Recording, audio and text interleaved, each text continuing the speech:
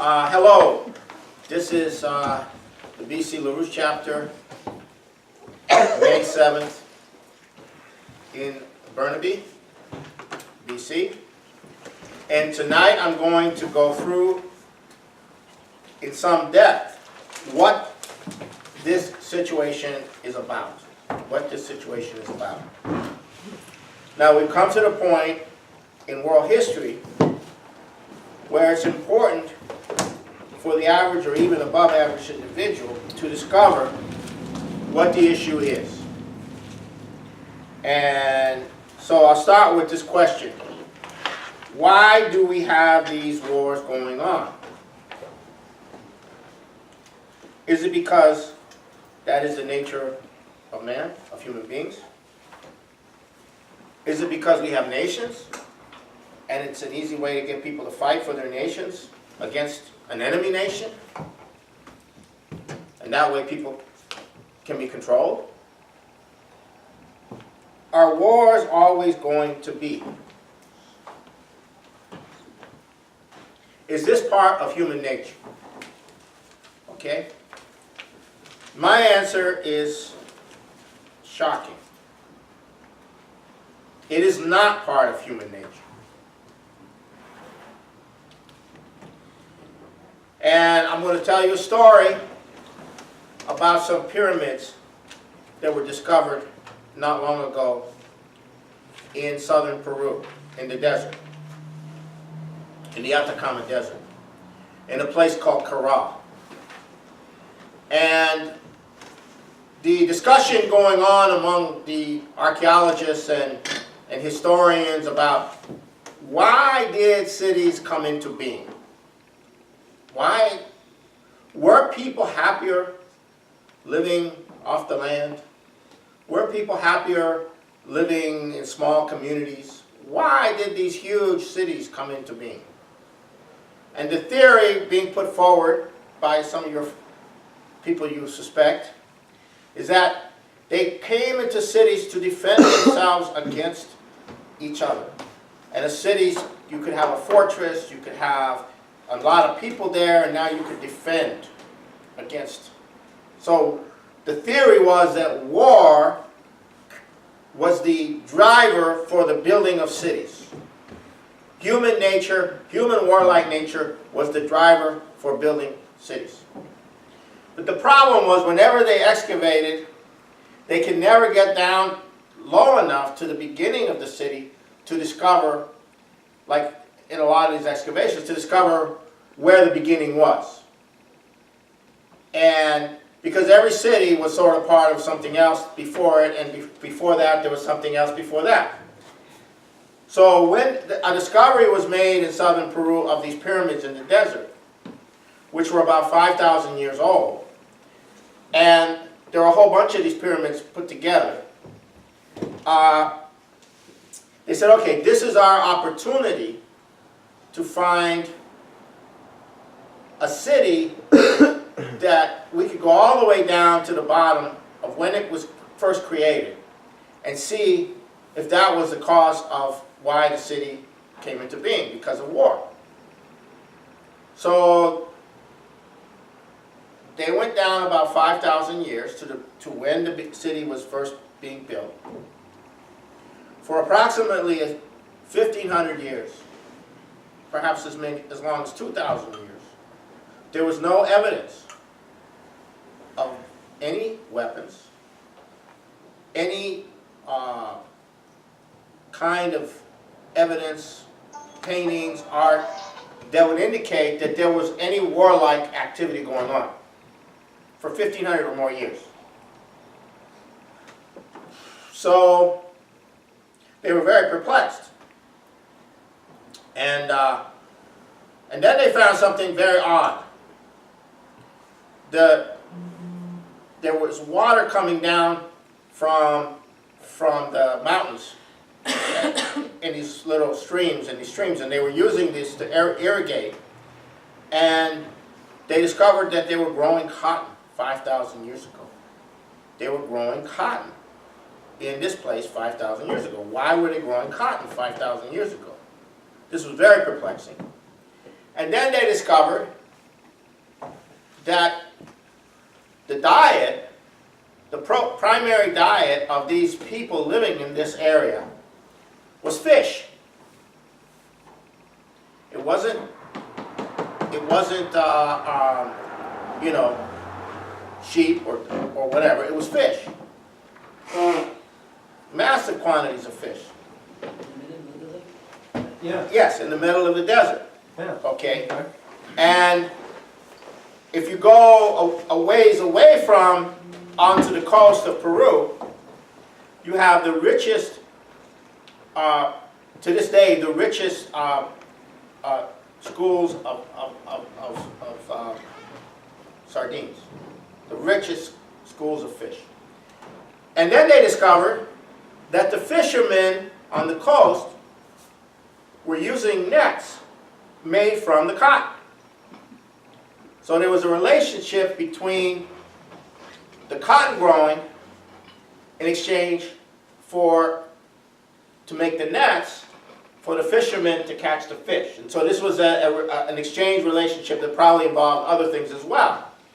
And then they began to discover that there were all these relationships with outlying areas, going into the mountains, going in different areas. And then they began to realize that it was this city, this town, the city, going back 5,000 years ago, was a place where all these different peoples of different areas were trading and were doing commerce and were coming into contact with one another. And it was a very vital part of the economic existence of the whole coastal area and the other, and up into the hills, up into the mountains, and so forth and so on. You know, and so this was very shocking. And this kind of goes against the whole mentality that, you know, of cities being created, you know, as part of the product of war. Now, I bring this up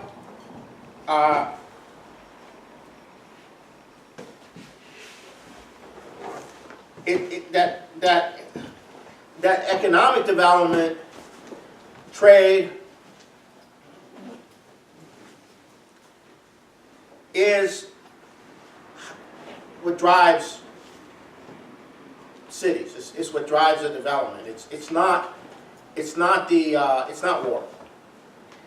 And it is not this war thing is not the natural condition of human beings. Now, there is a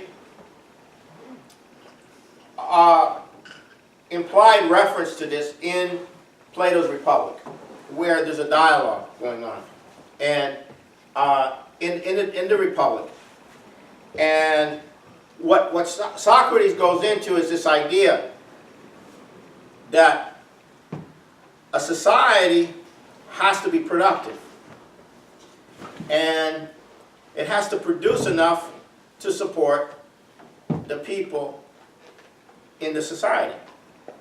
And if the society begins to develop a ruling class that wants to have a lot more than everybody else, then the question is, are you going to maintain the number of people in a productive relationship such that you can sustain the production to support everybody, or are you going to have to find more somehow, either by cutting the amount that the people who produce get, or are you going to have to go and expand to exploit your neighbors, to plunder? And he says that in this discussion, he's saying there's a problem in that if the society is seeking to expand its wealth without producing it, then it gets into a mode of conquest, and then it has to support a military, and on and on and on. And that it has to essentially, such a society can only exist by plundering others, and it must inevitably collapse. And so essentially all empires are unsustainable and have to collapse. All such systems have to collapse. Now, so all the cultures which are based on that kind of system have to go, have to collapse. Now, where in the world do we have an example of a civilization which hasn't been wiped out because it was an empire? Well, there's only one civilization that we know of where there's been maybe two, but there's one that we know of for sure where there's been a continuity of the culture for about 5,000 years. And that is China. Now, there were imperial moments in the early history of China. They were conquered by other peoples, and then they were assimilated into the Chinese culture. But China has, whenever China had a dynastic collapse, when it revived itself, it always revived itself on the basis of a Confucian ethic, a Confucian natural theology, a Confucian natural philosophy. In fact, that is exactly what the communists are doing in China now. They realize they're going to have to do what every dynasty has ever done in the past, which is revive Confucianism, if they want to sustain a history, you know, and sustain their existence, because they can't do it on the basis of force or just communist ideology. So now the Chinese concept in Confucius is not imperial. Confucius does not believe in an imperial system, and he was writing his in the middle of all the wars that were going on, all the depredations that were going on between all the various different regions. There were all these, they were at war the whole time, and he was writing this in the context of trying to bring peace to China. And if you look at his life, I mean, he was going from one group to another, trying to recruit and organize a policy of development rather than these policies of war. Now you take an empire like Rome. What is Rome? Rome became, at least for a certain part of its existence, a slave empire based on looting and enslaving all those who are not Roman, and bringing and this system of empire of slaves was bound to self-destruct, and all such systems are bound to self-destruct. Now Hitler had a similar idea of having the Third Reich, the Third Rome. And the idea was to take the so-called superior people, who would be superior because they were the most aggressive, and enslave the world, and reduce the world's population through enslavement, and to a condition where you would have essentially the Germans or the Teutons or the Aryans or whatever, whatever he included in that, and the rest of the world would just be slaves, like in the time of the Roman Empire. And he was, of course, sponsored by the British very heavily. But this is not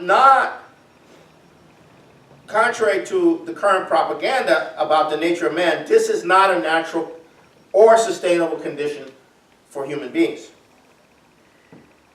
And the issue of supporting one society through development and keeping the society productive as opposed to plundering is one of the key issues in whether the society has a long-term viability.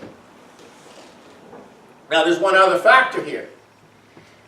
If you expand production, you expand population. Therefore, would it not be better to have wars and exploitation to keep the population down, because you have more mouths to feed, and it's just going to keep going if you keep having production. Therefore, wars are a way of resolving the population issue and and giving the victors the power over the victims, right? So this mentality goes with this idea that of overpopulation. If you have, the problem of population is it doesn't stop. The more you produce, the more people you have. So wouldn't it be better to have it so that you let the struggle for survival of plunder, being plundered or plundering, and determine the outcome. And there's an account in Obama's book about his stepfather telling him, what would you rather be? Would you rather be a plunderer or a victim? You want to be the one who rapes the daughter of or the wife of someone you conquered, or do you want to have your wife raped by someone, something to that effect? In other words, Obama at a very young age was getting an education from his stepfather about the true nature of man and the true nature of the world. It's either the strong impose their will on the weak. Which one do you want to be, the strong or the weak? And that's the mindset that is implied in all of this. Now, the European Renaissance, and in reality all Renaissances that have occurred that we know of, whether they were in Spain, whether they were in the Middle East, whether they were under Charlemagne, there was a period of a Renaissance, whether they were the Chinese various Renaissances that occurred in various beginnings of dynasties. They reject this idea. And now we come to this crucial issue that comes out of the European Renaissance, but it's also implied in the other Renaissances. But it's this crucial idea that was confronted by the Renaissance, but it was not fully developed in terms of the practical issues until the German, to my knowledge, actually may have been before, but to my knowledge, by Wilhelm Gottfried Leibniz, who was alive till about 1760.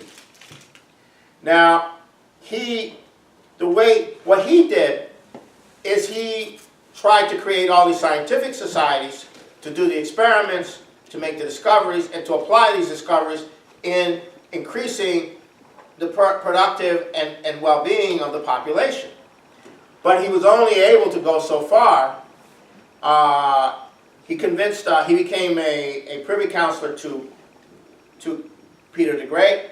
He was also privy councillor to the Holy Roman Empire, and he was trying to do this in Europe. He was also involved in a fight to bring the culture of China to Europe and bring the European culture to China so that they could learn from each other, because they had a lot to teach each other. And that was destroyed by one of the popes who prevented that. And I won't go into detail on that.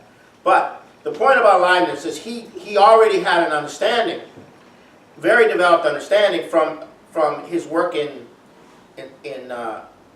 also Da Vinci had this understanding too, and the people had this understanding, that there was an absolute limit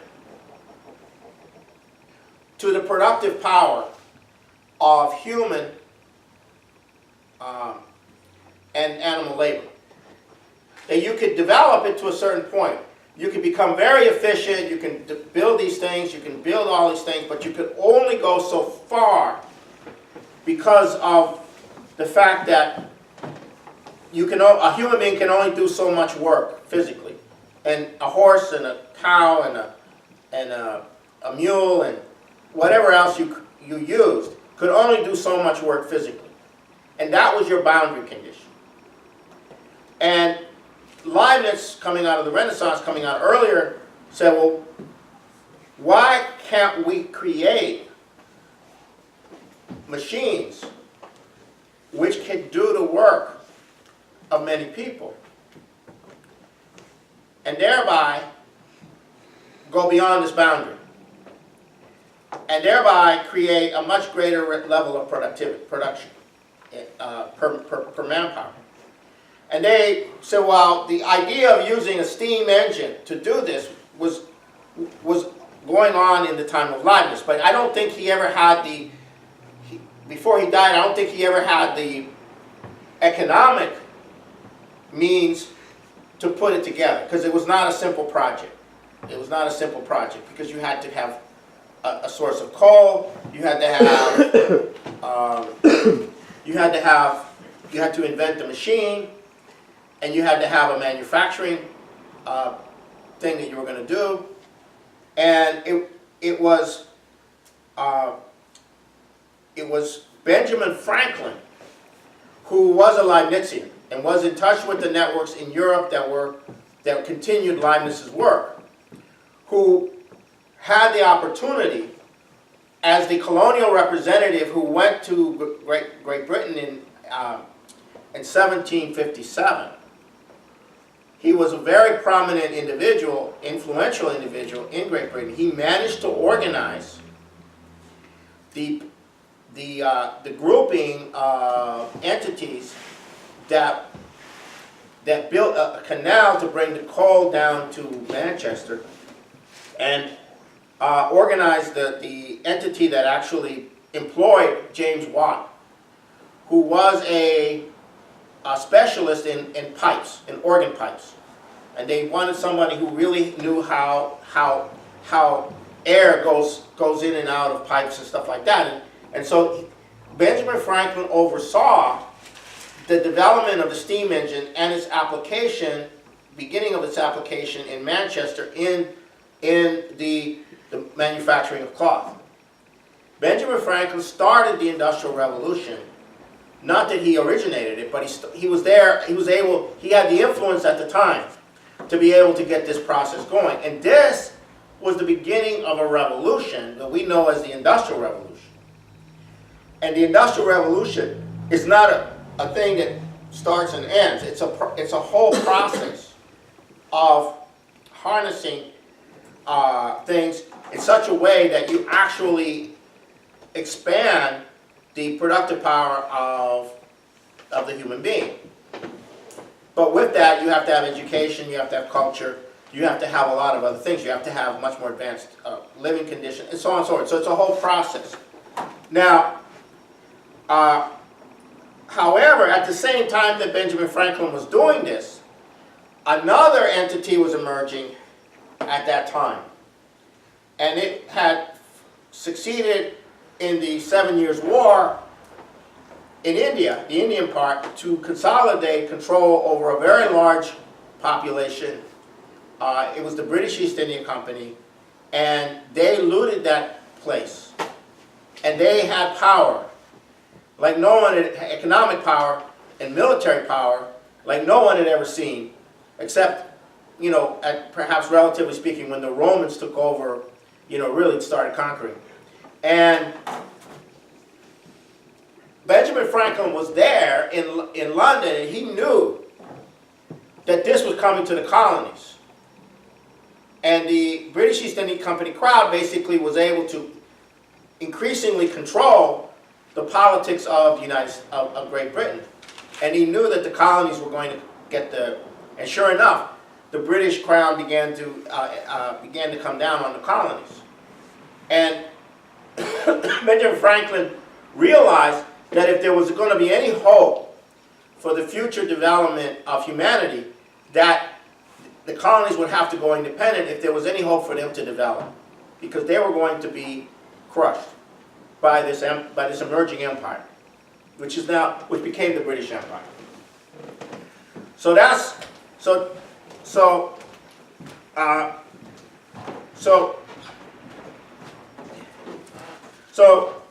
why is this important? It's because Franklin, Hamilton, and Washington went for independence to keep alive the prospect of spreading an economic revolution based upon science and based upon the Industrial Revolution. People have a very misconceived notion of Franklin as being some kind of practical man. He wasn't a practical man as a tinker. He was a real scientist. And he was organizing scientific associations all over the world to figure out ways to bring humanity forward. But this is the issue. This was the issue then, and this is the issue now. And we've been in this mode ever since. You have the Industrial Revolution and the commitment to the development in the Industrial Revolution, and you have the commitment to stop it and reverse it. And this is ultimately the issue that we're coming into right now. And whether or not this Industrial Revolution will spread in its more advanced forms to the whole world and end the system of wars, and the system of empires, and the system of slavery. And I'll get to the issue of slavery. Okay, what do I mean by slavery? Well, when you have a society which is pre-industrial and the level of production is so small, only a few people in that society have the wherewithal and the leisure to have an education. Most people are merely going into the fields or what have you. They're just sustaining, they're just working and sustaining the existence. And those people who have that advantage are only a few. And either they accept the view that the rest of the population was destined for their condition, or they see it as a tragedy. They see the humanity in the rest of the population, but it's not developed. And the better of them would say, it's a shame. What can we do about it? But the majority would say, well, that's just the way it is. You know, you have rulers and you have, you know, what have you. And that's what I mean by a system of slavery. In India, it was a caste system. In China, it was something like a landlord system, which is a bit different. In Europe, it was a feudal system. In Latin America, during the Spanish period, it was the peon system, where they basically, you worked on a hacienda or a plantation or what have you. And in the southern part, in the United States, it was slavery. They had slavery in the United States throughout most of this period. And then when they ran out of slavery, they came back with a form of an apartheid system, which was similar. So what's the thing that's unique about all of them? They are anti-development. They are anti-industrialization. Thomas Jefferson, the great Thomas Jefferson, opposed the industrial development of the United States. He wanted a farming society, an agrarian society, composed of independent, poor white farmers and plantation owners, slave masters. That's what he wanted. He did not want to have the Industrial Revolution interfere with the development of the society. So you have an oligarchy, and you have this crowd that's been there all this time. They have not been happy about all of this, and they don't see humanity's natural condition of being one of development, but they see it.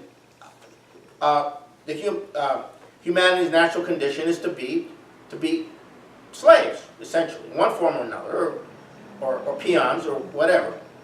And that's kind of the issue right now. That's kind of the issue that's being decided right now.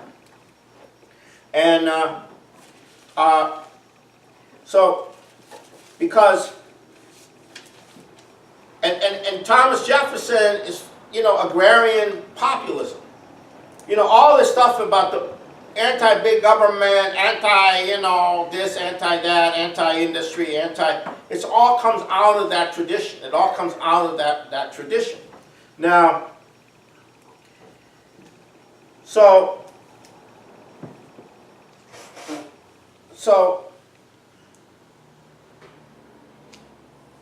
what's happening now is the Chinese, with their allies, have decided it's over. We're going to do the full industrialization of the planet.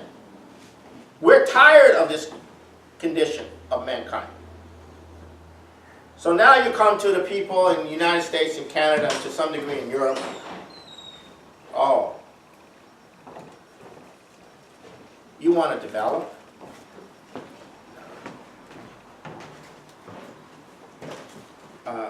you want, what is that? You want more pollution?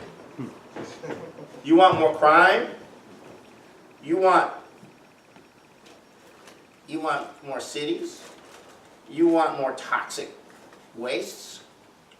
And so forth and so on.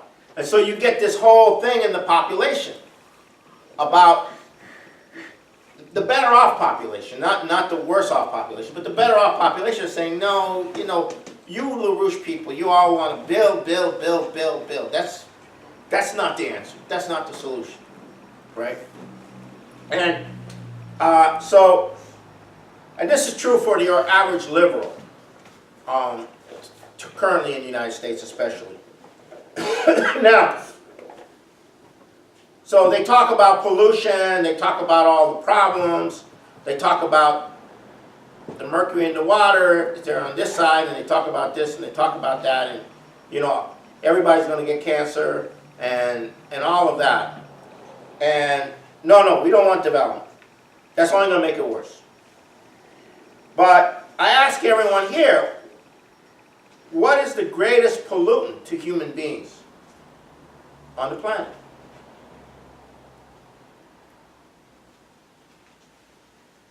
Poverty. Poverty is the greatest pollutant you could possibly have. No sanitation,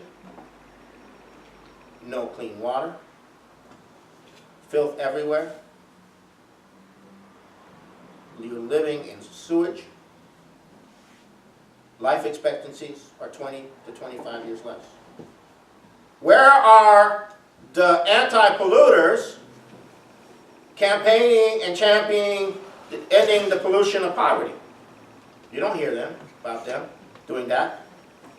You know, you're not doing that. So this is the problem that we face. So we're having a problem with these people. And it's partly because they have disconnected the idea of personal human freedom with the idea of economic progress. It's been disconnected. So they don't have a connection to that. These are probably well-meaning people. These are well-meaning people. They mean well, but they don't have this connection. But during Kennedy's time and Franklin Delano Roosevelt's time in the U.S., people did have that connection. And so, but in the 50 years or so, there's been a profound change. So, and in the U.S., the whole history of the U.S. is based on this. In the North, you had an industrial revolution going. In the South, you had a slave system going. It led to a civil war. And the educated elite in the South, the plain aristocracy, could be very, very nice people. But they were living in a society which did not allow for the uplifting and development of the population that they were in. So they lived among a very brutalized population, the white population being very brutalized, and the black population being very brutalized. And if you want to get a sense of it, the movie, I think the movie, what is it? 12 Years a Slave. 12 Years a Slave is actually very good in terms of communicating what it was like, what that society was like. And it's not, it's actually quite, it's done quite well. It's not, some people say it's over the top. I don't think it is. I think it communicates the problem, the psychological issues. Now, so, now in the North, you had this industrial development. You had this idea of progress. And it led to the Civil War. And the last stanza of the Battle Hymn of the Republic goes something like this. In the beauty of the lilies, Christ was born across the sea. He died to make men holy, let us die to make men free. And that was the spirit of the people who fought in the Civil War. The spirit of the people who fought against them, who fought for the South, was we have our own system. You don't have the right to impose your system on us. Right. And so that was a very brutal war. It was the most brutal war per capita that we know of. But these people were governed by this passion for development. and they had a sense of what freedom meant. Freedom meant the freedom from the backwardness that the slave system represented. And even later in his memoirs, Ulysses S. Grant, who was in the Mexican-American War, said, "This Mexican-American War is unjust. It's not about anything positive. It's about expanding the slave system. It's about acquiring land to expand the slave system. That's why the Mexican-American War occurred. And because we went to the Mexican-American War, it allowed for slavery to expand. And as a result, we ended up in a bigger war for which is retribution for our having allowed the Mexican-American War." That's what he said in his memoirs, Ulysses S. Grant. So he understood that this system of slavery doesn't work. And then, but the British came back. The British came back onto the United States. Financially, they began to take over through Wall Street, which they consolidated control over the financial, over the corporations by the end of the 1800s. So the J.P. Morgan was the key, then came the Rockefellers and a whole bunch of others, and they consolidated control.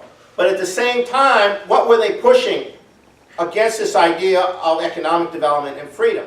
Well, they were pushing race science. And the idea was, oh, you guys are white, we are white here, we have economic development because we are a superior race. And this was the whole thing that came out of Darwin and Huxley and the Darwin family, and most of all, it was promoted by Herbert Spencer in a book on social Darwinism. Oh, poor people are poor because they're not as gifted as the rich people. It's genetics, or it's inherited. And this was pushed really hard at the same time that there was two revivals of the Ku Klux Klan. And by the time of the 1920s, you had a national system of racial apartheid in places where people died to defeat slavery in the Civil War. So this was the corruption, the wave of corruption that occurred in the late 1800s into the 1900s. This was culminated in the assassination of McKinley, who brought in one of these people who subscribed to all of this, Teddy Roosevelt, and others like Wilson, Woodrow Wilson. And so you had a system that rejected this universal concept of a human mind, of a human being, and the idea of progress for this racist view. And this is then that later got transformed into something else. But the point is that it was only until the 1970s that this racial apartheid system in the United States began to be dismantled.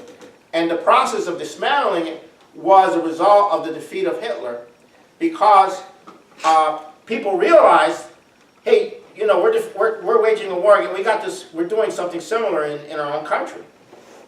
You know, and it was, and this was what informed that World War II generation, of which Kennedy was a member of. So this stuff has come back in different forms.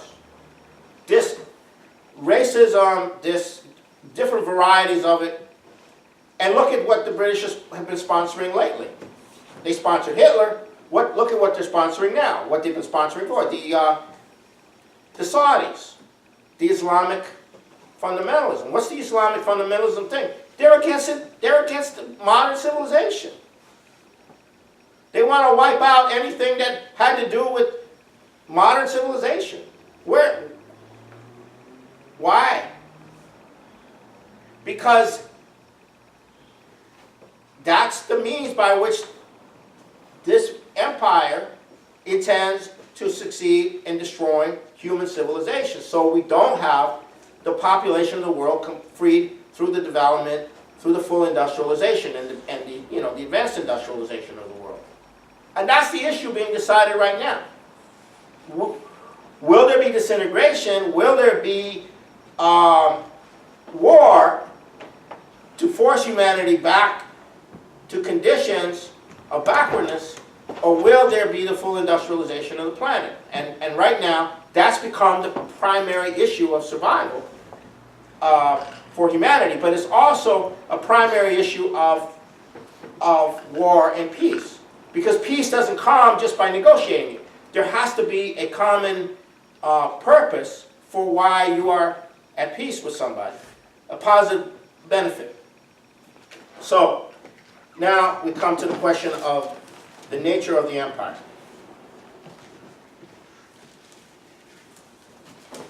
Okay. Now,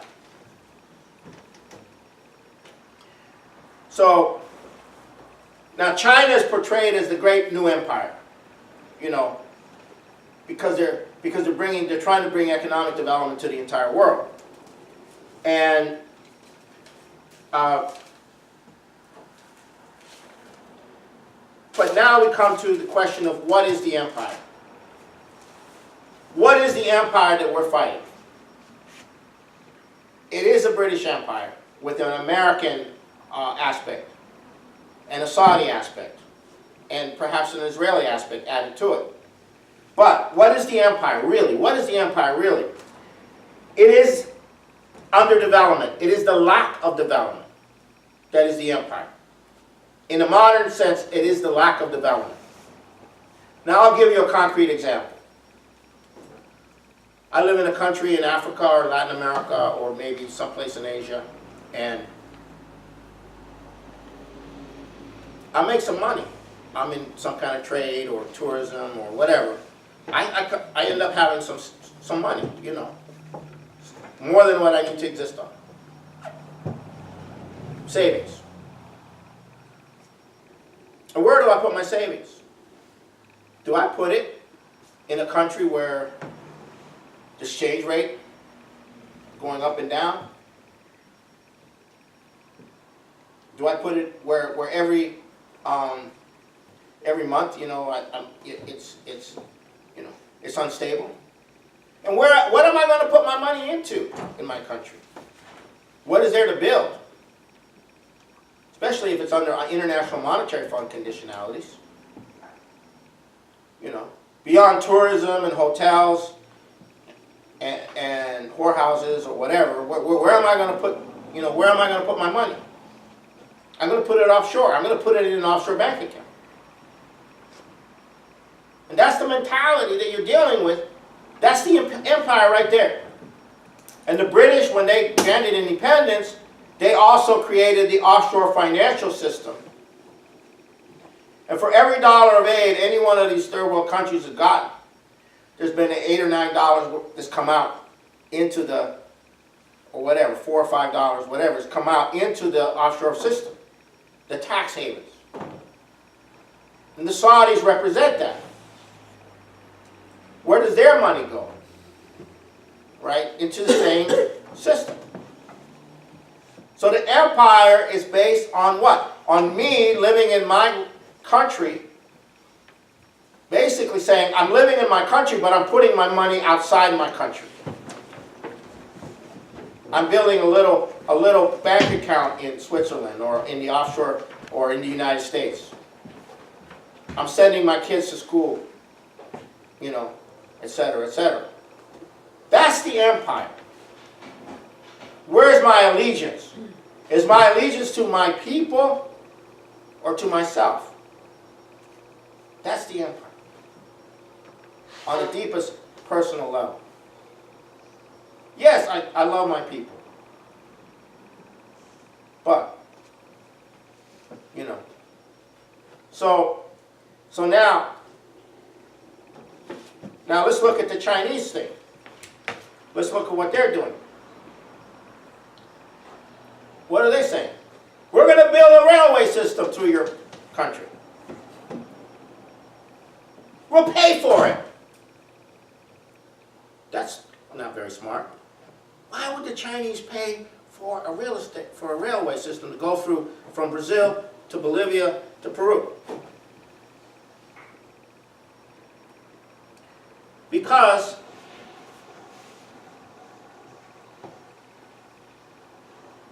once you have a railway system like that, like the Canadian railway system, Continental Rail, which was completed in the 1880s, every piece of land within a certain number of kilometers of the railway line has a value. And the total value of all that land is hundreds of times what the Chinese will spend on that railway system. Or tens of times, maybe I'm exaggerating. The actual value of that land now, because you can grow crops and get the crops shipped out. You can bring in manufactured products to help your farm. You can bring in this, you can take out this. You can do mining, you can do manufacturing, and it's all along the entire. You can develop, you can have towns, you can have cities. All of that is possible. So that land has value now. It didn't have value before. So now, where are you going to put your money? It's stupid to put your money in an offshore bank account when you have a railway bill. It's a lot easier and a lot more productive for you to put your money in some kind of enterprise in your country. I know that's kind of simplistic what I'm saying, but that's kind of the principle. So development breeds further development. And so this idea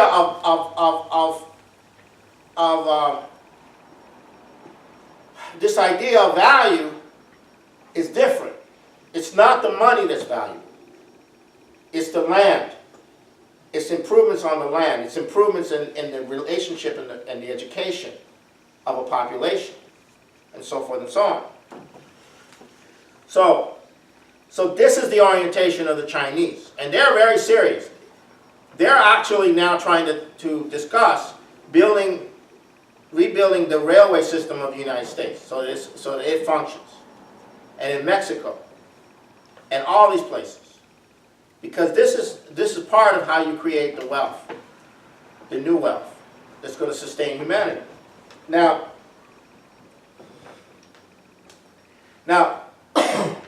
turn on the TV. You turn on. You hear this term, sustainable development. What do they mean by that? Solar panels for the natives, better outhouses, all kinds of things like this. Little cottage industries. Sustainable. What do they mean by sustainable?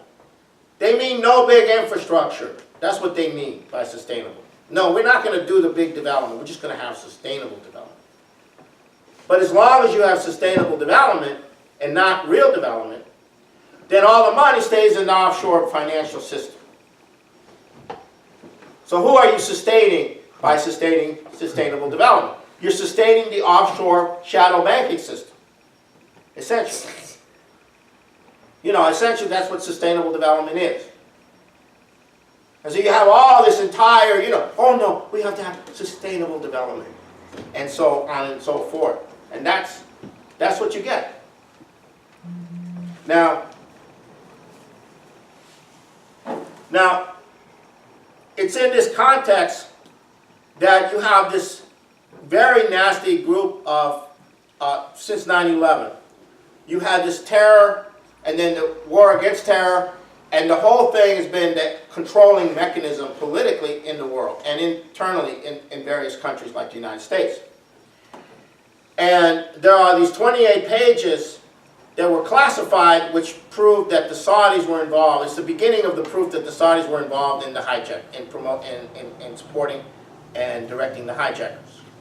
And we have spent 15 years on this with a number of very prominent people, especially the former senator of Florida, Bob Graham, and the victims of 9/11 who are suing the Saudi government.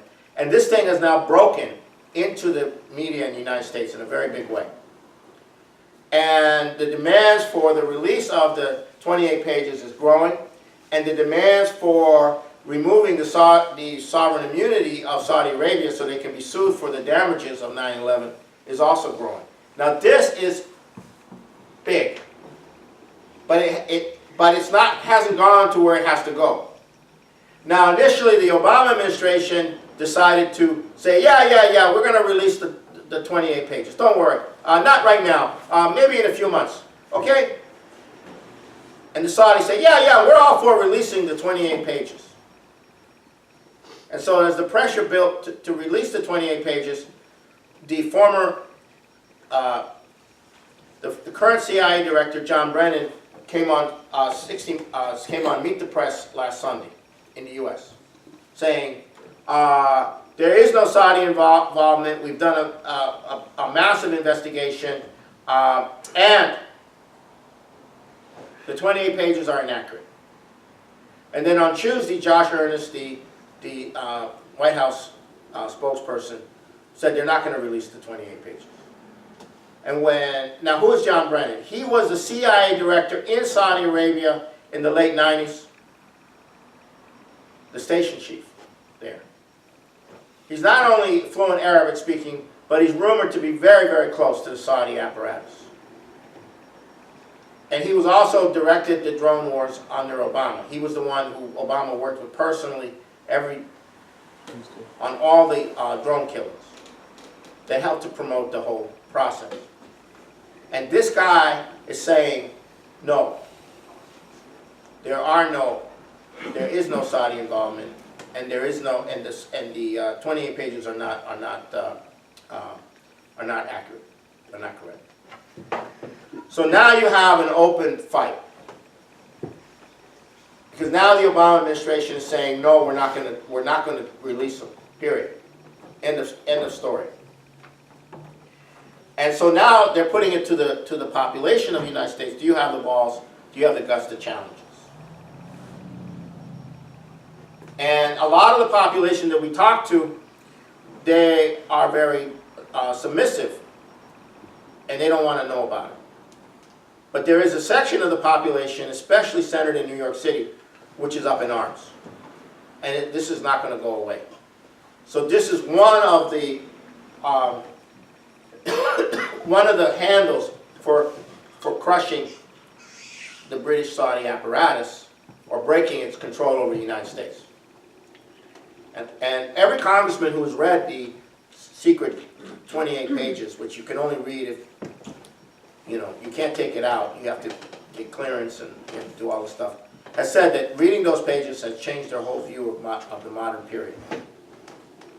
But do they have the courage to come to memorize parts of it and then read it out loud in the Senate from memory? That's another story. So now we come to the situation in the elections. And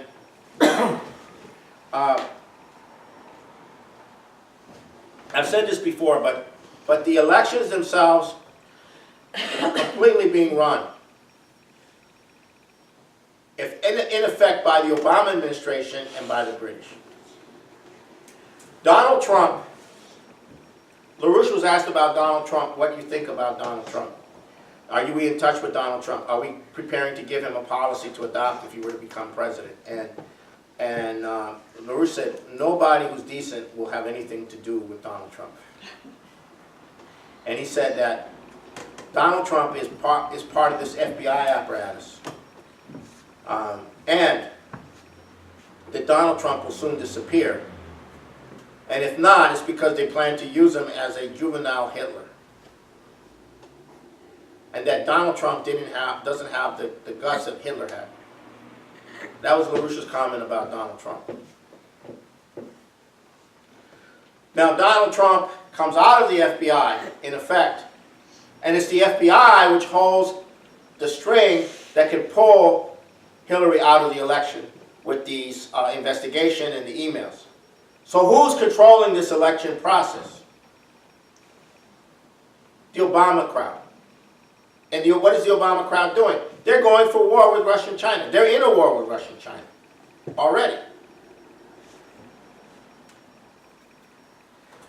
So you have the British crowd, through Obama, through the FBI, they're running the whole political situation inside the United States at this moment.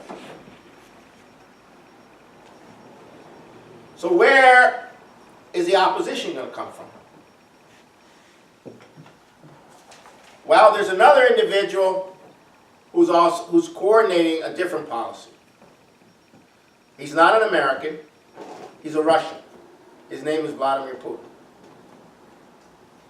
And Vladimir Putin may have had some effect on networks inside the United States that caused the 28 issue of the 28 pages to emerge. Vladimir Putin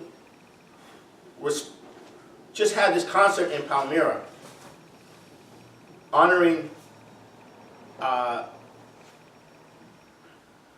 but it was on a higher level. It was on a higher. It was an affirmation of civilization against this barbarism, and that was a profound intervention, because you're dealing with barbarism in the extreme, and you have to affirm civilization, and that's the way he approached it. So Putin is not doing things in any predictable way. He is organizing all over the world. He's organizing the capitalist class, he's organizing nations, he's organizing, and with the help of the Chinese. But it's Putin who actually has a clear perception of how to do this from the standpoint of trying to, at the same time, trying to avoid a nuclear war. You know, and Syria is the Syrian situation is the Stalingrad, is the Stalingrad in this situation, like World War II.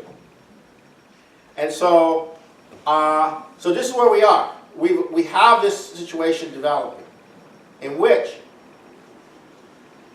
this empire is going to go down, and the issue is, can it go down without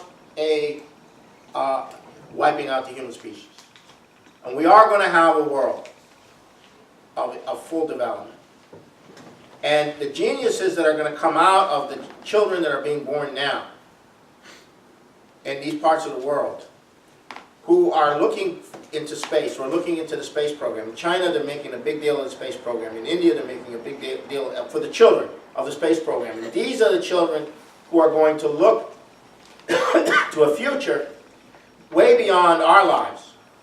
And it's their genius which is going to create the discoveries and create the development that we're going to have in the future. And so that's the issue right now. That's the fundamental issue we're facing, is this question of this issue of slavery, this issue of economic backwardness, and the conditions of economic backwardness, and the conditions of barbarism that come with the conditions of economic backwardness. So I'm going to stop there and open it up for questions.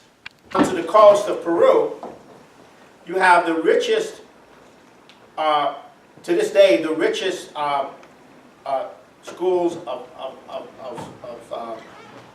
sardines, the richest schools of fish.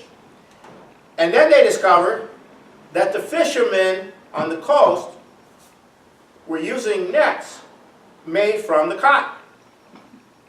So there was a relationship between the cotton growing in exchange to make the nets for the fishermen to catch the fish. And so this was an exchange relationship that probably involved other things as well. And then they began to discover that there were all these relationships with outlying areas, going into the mountains, going in different areas. And then they began to realize that it was this city, this town, the city, going back 5,000 years ago, was a place where all these different peoples of different areas were trading and were doing commerce and were coming into contact with one another.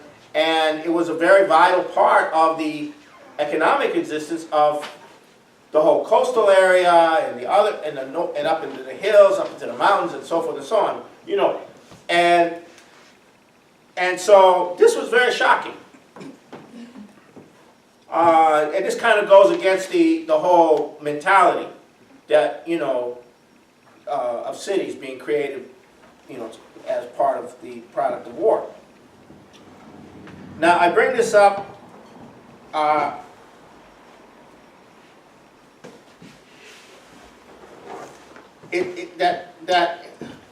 economic development war. So they went down about 5,000 years to when the big city was first being built.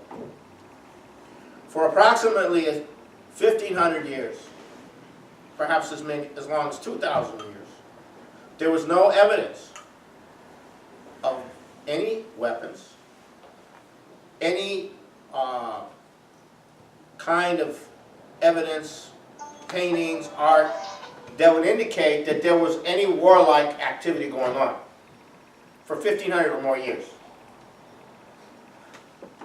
So they were very perplexed. And then they found something very odd. There was water coming down from the mountains in these little streams, and they were using this to irrigate. And they discovered that they were growing cotton 5,000 years ago. They were growing cotton in this place 5,000 years ago. Why were they growing cotton 5,000 years ago? This was very perplexing. And then they discovered that the diet, the primary diet of these people living in this area was fish. It wasn't you know, sheep or whatever. It was fish. Massive quantities of fish. Yeah. Yes, in the middle of the desert. Yeah. Okay. And if you go a ways away from, hello, this is the B.C. LaRouche chapter, May 7th, in Burnaby, B.C. And tonight I'm going to go through in some depth what this situation is about. What this situation is about. Now we've come to the point in world history where it's important for the average or even above average individual to discover what the issue is. And so I'll start with this question. Why do we have these wars going on? Is it because that is the nature of man, of human beings? Is it because we have nations and it's an easy way to get people to fight for their nations against an enemy nation? And that way people can be controlled? Are wars always going to be? Is this part of human nature? Okay? My answer is shocking. It is not part of human nature. And I'm going to tell you a story about some pyramids that were discovered not long ago in southern Peru, in the desert, in the Atacama Desert, in a place called Caral. And the discovery, trade, is what drives cities. It's what drives the development. It's not war. And it is not this war thing is not the natural condition of human beings. Now, there is a implied reference to this in Plato's Republic, where there's a dialogue going on, and in the Republic, and what Socrates goes into is this idea that a society has to be productive. And it has to produce enough to support the people in the society. And if the society begins to develop a ruling class that wants to have a lot more than everybody else, then the question is, are you going to maintain the number of people in a productive relationship such that you can sustain the production to support everybody, or are you going to have to find more somehow, either by cutting the amount that the people who produce get, or are you going to have to go and expand to exploit your neighbors, to plunder? And he says that in this discussion, he's saying there's a problem. Discussion going on among the archaeologists and historians about why did cities come into being? Why were people happier living off the land? Were people happier living in small communities? Why did these huge cities come into being? And the theory being put forward by some of your people you suspect is that they came into cities to defend themselves against each other. And as cities, you could have a fortress, you could have a lot of people there, and now you could defend against. So the theory was that war was the driver for the building of cities. Human nature, human warlike nature, was the driver for building cities.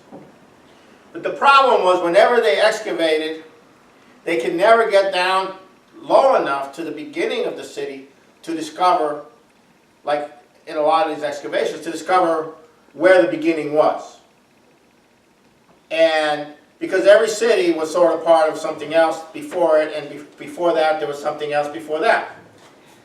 So when a discovery was made in southern Peru of these pyramids in the desert, which were about 5,000 years old, and there are a whole bunch of these pyramids put together,